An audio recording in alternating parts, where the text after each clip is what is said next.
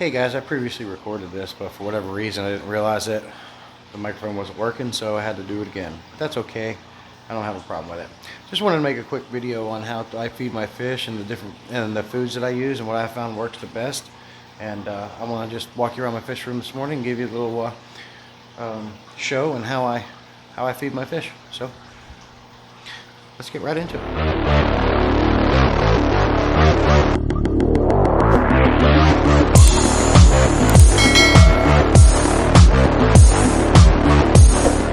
Go into the fish store, the shelf is packed full of hundreds of different fish food, and you get overwhelmed and stressed. Well, the good news is you don't have to. I put a video about on this a while back of different foods that are of high quality and what you want to use, and don't go down the rabbit hole of this food does coloration and this does this and this does that. Although those foods are good, you don't necessarily need it. Make your life simple. So in my case, I have multiple tanks, and every morning I feed my fish. I feed them once a day. I do it, I go around the room before I go to work. So my favorite food is Extreme Aquatics food. And I had, just like everybody, 11, 12, 13 different foods in my cabinet. Well, I'm condensing that down to 2 foods. 2 high quality foods that give the fish everything you want. You don't want to stick to one food. You want to give them variety of food because you want to give them different variations in their diet, which hits different things other foods doesn't. As a result, you're going to have very healthy, fast-growing, and very colorful fish. So let me just show you here what I do.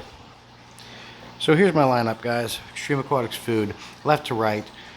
I've got Extreme Community Crave and SoFly mixed together. I've got Extreme Cichlid Peewee mixed with New Life Spectrum cichlid food.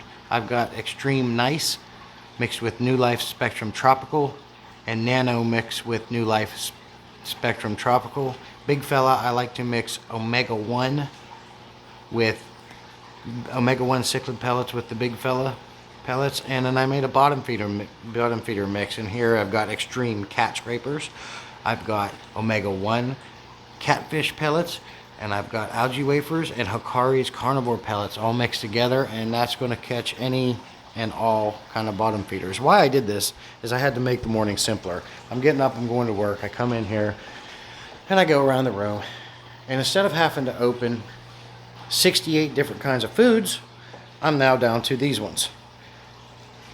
And I can take a pinch out of each and go around and put it in every tank, and it's safe, it's happy, it's healthy, they're all good. Very simple, very quick. And as you can see, the coloration of my fish are great. Oscars are big, doing good, nice and colorful. Oh, my guppies, my platies, my spall live bears, my betas, my tiger barbs, big, looking great, colorful, active. And here's a couple male betas. They're happy, healthy. Look at the coloration on these blood parrots. Looking great. They're big. Love to have fun. And of course, my colorful Mbunas over here. They're doing great. They've even had babies. I got 3 babies in here. This little 10-gallon community got small fish in here. I got Serpe tetras. I've got Rasboras, neon tetras in here. And they're doing great. I got a community tank. These Pictus cats. You'll see some food laying around like that, but it will get eaten up. Because unfortunately, I already did feed all my fish. I first went around making this video for whatever reason. I don't know if I didn't have my microphone plugged in good enough or what, but it didn't pick up any of the audio. So I had to redo it. But we can go ahead and sprinkle one of each in each tank again. It's no big deal. All right, so we're all lined up here. I start with left to right. SoFly and Community Crave, and Community Crave is a krill and spirulina flake, which is 100% fine for betas too. You don't have to buy a beta specific food. I'm sorry, you just don't. If you want to, that's fine. It's still going to be good for them. I do have a beta specific food, and I do give them that, and I do give them bloodworms. You can see how much the tiger barbs love this mix here. They go crazy for it. They love it, and that right there is a sign for you that you have put something good in the tank. These pinches are going to be smaller because, like I said, I already fed these tanks, and I don't want to overfeed.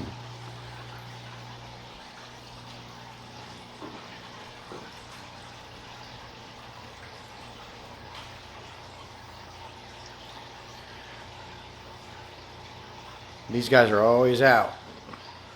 When the food hits the water, it's game on. You can see I've got 3 babies. You can see one down there in the left corner hiding. But look at the color, look at the growth, look how healthy they are, active. I contribute that to high quality food, good tank maintenance, and not overfeeding. These are the 3 things that's going to keep your tank and your fish healthy. They're having babies in here, so you know you're doing something right. If the water quality was bad, those babies wouldn't be coming.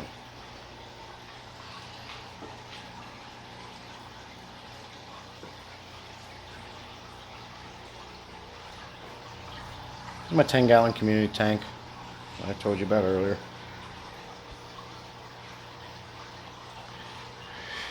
I am not going to feed this tank again just because you can see there's enough sitting down there at the bottom. They'll get it cleaned up, but all these guys have already eaten. Look at the coloration in the Oscars.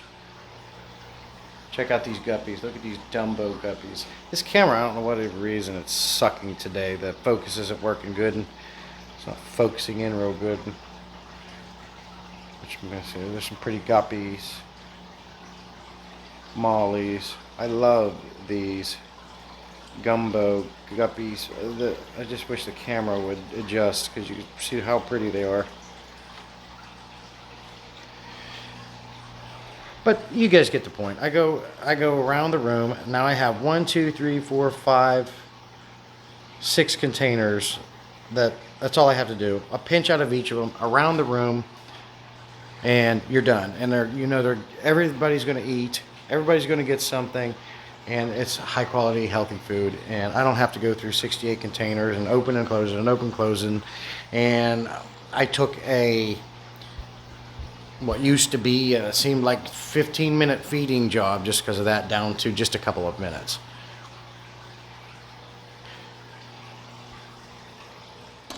Risk of repeating myself over and over again. I don't want to make the video too long. That's all this video is about.